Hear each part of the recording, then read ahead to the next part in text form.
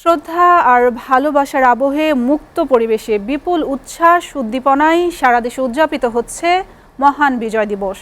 জাতির শ্রেষ্ঠ সন্তান মুক্তিযুদ্ধের বীর শহীদদের স্মরণ করছে গোটা জাতি। প্রত্যুষে জাতীয় স্মৃতিসৌধে স্বাধীনতা সংগ্রামের বীর শহীদদের প্রতি শ্রদ্ধা জানান রাষ্ট্রপতি মোহাম্মদ শাহাবুদ্দিন ও অন্তর্বর্তী সরকারের প্রধান উপদেষ্টা ডক্টর মোহাম্মদ ইউনুস এবং পূর্ব তিমুরের প্রেসিডেন্ট জোসে রামোস হোর্তা।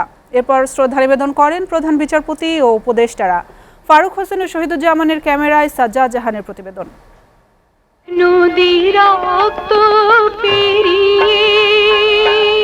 অগ্রহায়ণের শেষ দিনে শীতের সকালে কুয়াশার চাদর ভেদ করে আরেকটি নতুন দিন। বাংলার আকাশে আরেকটি বিজয়ের সূর্য। লাখো শহীদের আত্মত্যাগের বিনিময়ে অর্জিত বিজয়কে স্মরণে স্মৃতিসৌধে নামে মানুষের ঢল। দিনের প্রথম প্রহরে জাতির শ্রেষ্ঠ সন্তানদের শ্রদ্ধা জানাতে সাভারের জাতীয় স্মৃতিসৌধে হাজির হন রাষ্ট্রপতি মোহাম্মদ শাহাবুদ্দিন ও অন্তর্বর্তী সরকারের প্রধান উপদেষ্টা ডক্টর মোহাম্মদ ইউনুস। এবারের আয়োজনে ভিন্ন মাত্রা যোগ করেছে ঢাকায় সফররত পূর্ব তিমুরের প্রেসিডেন্ট জোসে রামোস হোর্তা। পরে প্রধান বিচারপতি, সরকারের উপদেষ্টা, বিভিন্ন বাহিনীর প্রধান ও কূটনীতিক কোরের সদস্যরা বীর শহীদদের প্রতি শ্রদ্ধা নিবেদন করেন। শ্রদ্ধা জানাতে আসেন যুদ্ধাহত মুক্তিযোদ্ধা ও শহীদ পরিবারের সদস্যরা। পরে উপদেষ্টারা সাংবাদিকদের সাথে কথা বলেন। আওয়ামী ফ্যাসিস্ট মুক্ত দেশে জনগণ প্রকৃত বিজয়ের স্বাদ অনুভব করছে এবং ইনশাল্লাহ আমাদের এবারের বিজয় এবং এবারের স্বাধীনতা আমরা রক্ষা করব। ৭১ থেকে ২৪ এবং আমাদের এই স্বাধীনতা এবং মুক্তির যে সংগ্রাম, এই চলমান সংগ্রামে আমরা দেশবাসীকে সাথে নিয়ে একটা সুন্দর বাংলাদেশ গড়ার যে প্রত্যয় তা সফল করতে চাই। মৌলিক মানবাধিকারগুলো পায়নি, সেই ব্যবস্থার রদবদল হবে এবং বাংলাদেশের জনগণ সত্যিকার অর্থে স্বাধীনতা পাবে এবং এই স্বাধীনতা তারা রক্ষা করবে। এরপর সর্বসাধারণের জন্য খুলে দেয়া হয় জাতীয় স্মৃতিসৌধ। ব্যানার আর ফুল হাতে ঢল নামে লাখো মানুষের। আজকে এই যে মানুষের ঢল, মানুষের যে বিজয় উল্লাস, এটাই তার প্রমাণ করে যে মানুষ স্বাধীনতা ফিরে পেয়েছে, যে স্বৈরাচার মুক্ত হয়েছে।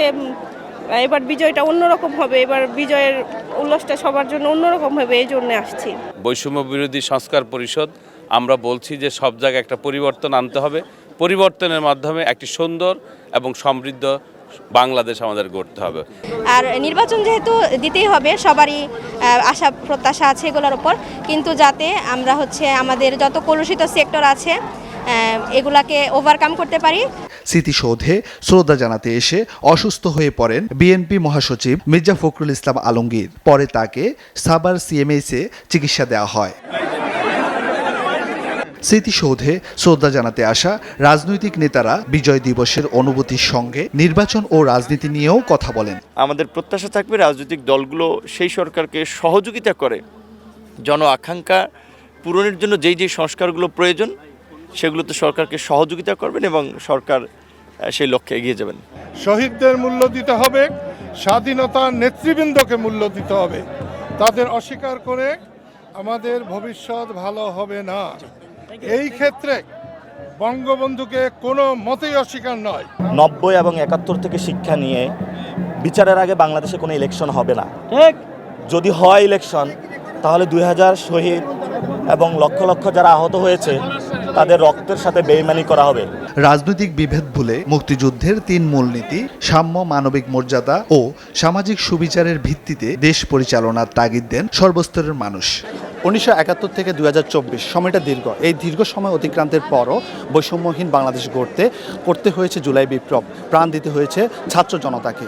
আগামীর সমৃদ্ধ, উন্নত ও বৈষম্যহীন স্বৈরাচার মুক্ত বাংলাদেশ গড়তে সকলকে ঐক্যবদ্ধভাবে কাজ করার আহ্বান জানান স্মৃতিসৌধে শ্রদ্ধা জানাতে আসা সকল স্তরের মানুষ।